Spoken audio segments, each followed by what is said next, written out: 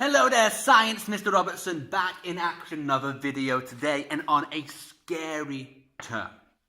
And a scary term we don't have to do too much with in Melon Studies, but something we have to look at for this topic. Sustainable development. Let's split this word by word and let's talk about it. Sustainable, from the word sustain. As you may know, I did some singing. If I sustain a singing note, I keep it going. La.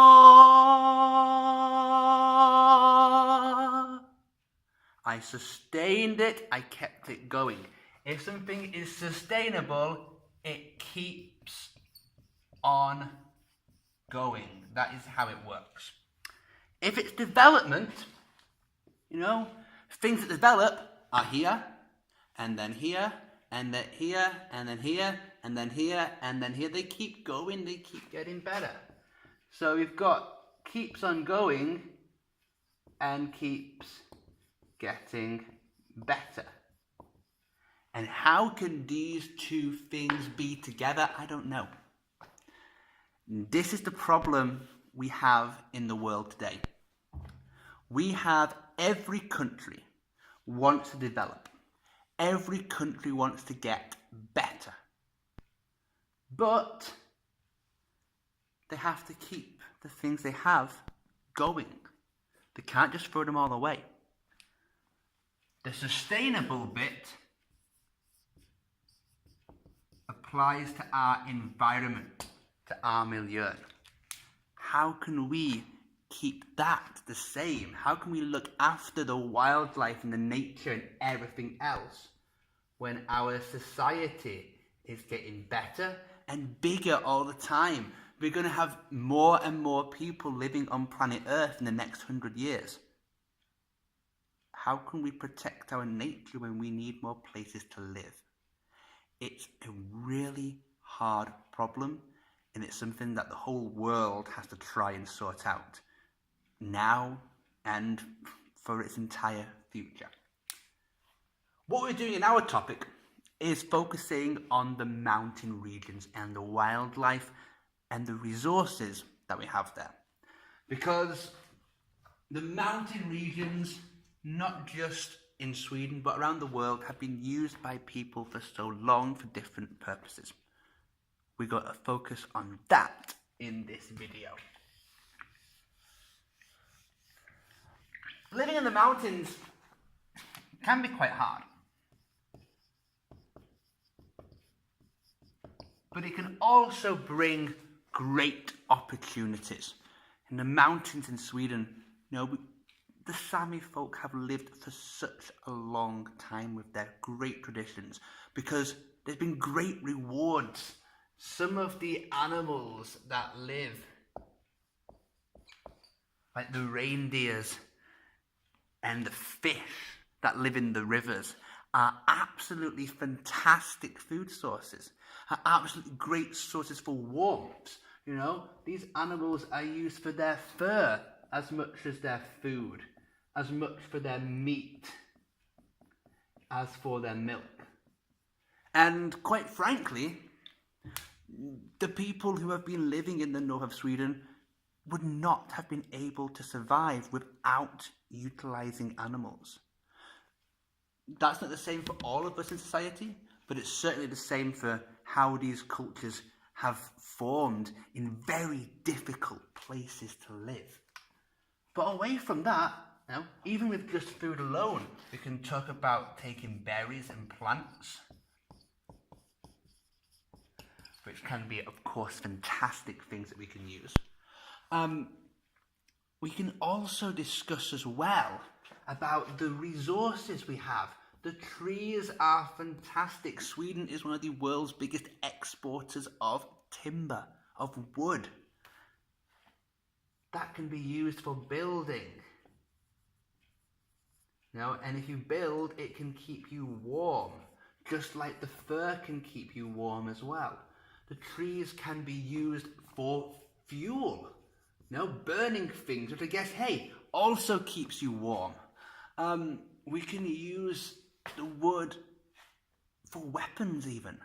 We can use it to build axes and blades to attack. The wood, and also it keeps on growing.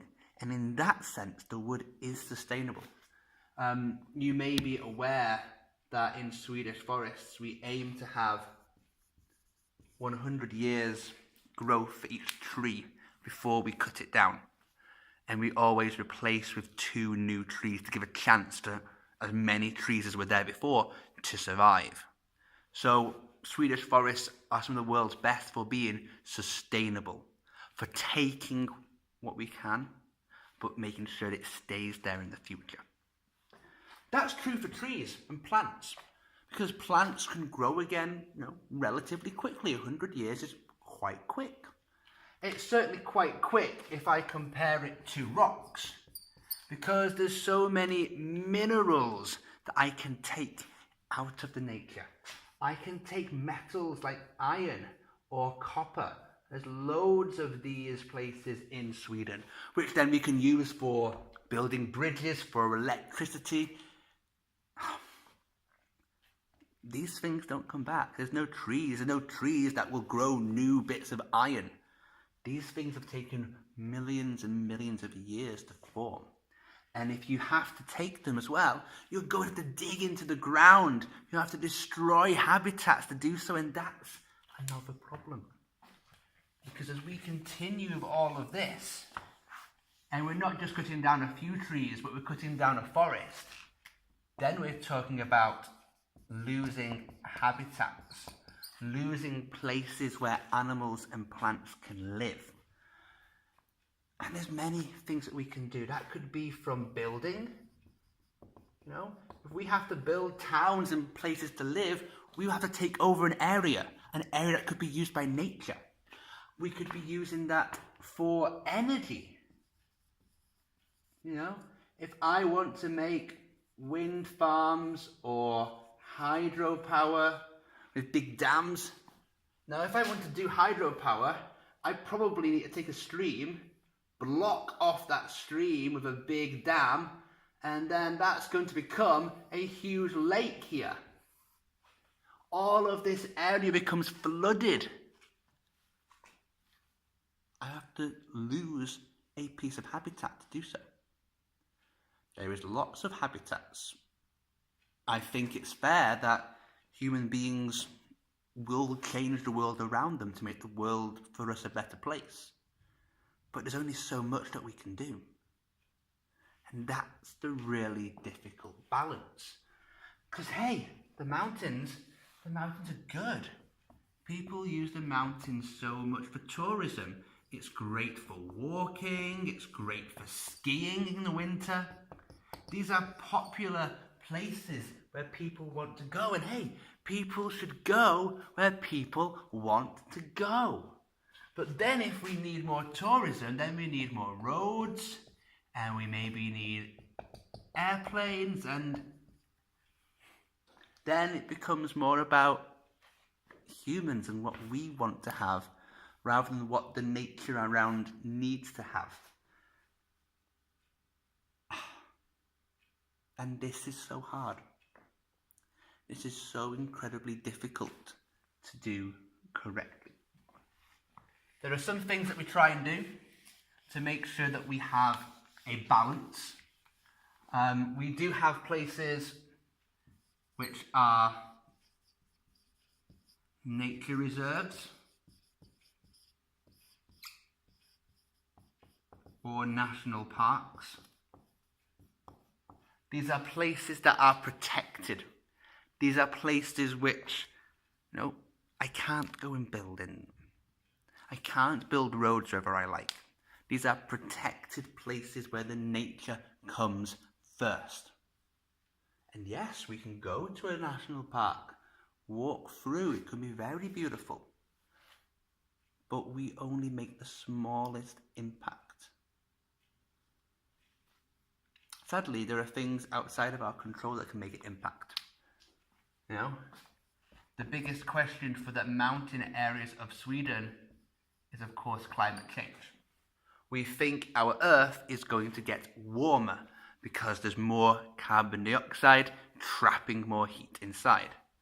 That's a question, by the way. If that happens, and we have our mountains, we don't know, we think that you're going to see, there were some trees here, let's say tree 1, let's say tree 2, and let's say plane 3. Because there's always a tree line, there's a maximum limit where the trees can go.